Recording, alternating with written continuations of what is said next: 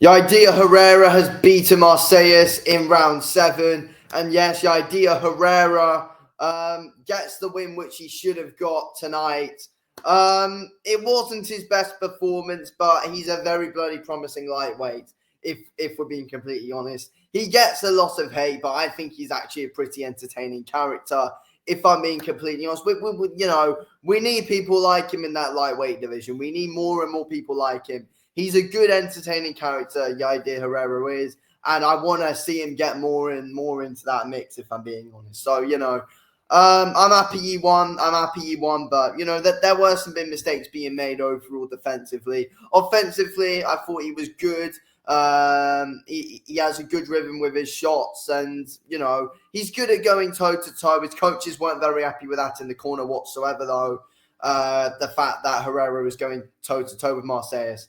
But then he started to box more. He started to get behind the jab more. He started to move more. Then it turned out he was actually all right on the back foot. But then again, he just wanted to just go toe-to-toe with Marseilles quite a lot in that fight. And he was getting hit a lot. But the guy showed a very bloody good chin. Fair play to Herrera in that way. But, he showed a good chin. And his shots that he was getting through were very good. He's very athletic with what he does. And his shots are very loose. It is good to see. He mixes it up. It's not always the exact same thing from Yair Herrera. It's good, the amount he mixes it up. He's an athletic guy in there. He moves well.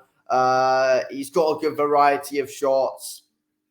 He's got power. He's a dangerous man at the end of the day. He is. We've seen better from him, but again, Marseilles on paper was his toughest opponent anyway. And it was, in my opinion, it was a very good learning fight for Herrera. I think he can definitely, at some point he can compete at the top level. I don't think at this moment in time he's ready for the likes of Shakur Stevenson, but I do like that Herrera is putting his name in the mix with all these guys, though, to be honest with you. He's an entertaining guy. And he can talk well in a second language in English, to be fair. He's entertaining. He calls everyone out. He makes people interested in him. He makes people want to watch his fights. So, that's all credit to Yair Herrera and that. People don't like how he was acting after the fight with the amount he was dancing around the ring, but I think he's an entertaining guy. I do. And I feel like, his personality matches his style of fighting as well. 100% it does. He's got power. He's got great overall general skill. He comes forward nicely at times. At times he can, become Sabrina Mateus and come forward pretty square on. But, land a good variety of shots. Mix it up with his shots. He's got power. He gets your respect easily from the very off.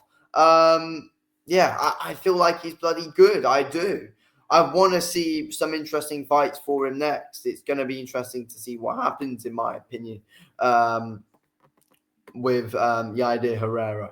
What do we see from him next, though? I mean, again, though, I think that when Yair Herrera used that jab of his, it was good and it was effective. At times, he just neglected the jab, though, and that's what let him down. But as I said a second ago, he's going to learn a lot from that fight. We are going to see, we're only going to see improvements from here, from Yair Herrera. He's only 22 years old. The guy's got bloody ages to go in his career. The guy, in my opinion, he's got all the potential in the world to be a world champion. People can't say, he's only going to get found out very, very soon. He's 22 years old. This man can be world champion one day. Look at what he's doing already. Look at how he's fighting. Look at the confidence he's got. He comes from a good boxing background as well. He's good. He is good. I feel like, he does leave his shin high in the air quite a bit and was there to be hit with the lead hook of Marseilles at times in that fight. That is the thing. But, again, his chin was able to hold up nicely. But, Herrera is very tall for the division. He's very lanky, But he uses his reach well. He's good at getting his full extension into his shots. But though, he's very good up close and he's good in the pocket. He does throw some nice short hooks. But at times, though, he can get caught on the way out because still, even though he is decent in the pocket at times with how he lets his shots go, he just leaves his chin too high in the air, and that is something that lets him down. And you never know if he is up against another big power puncher.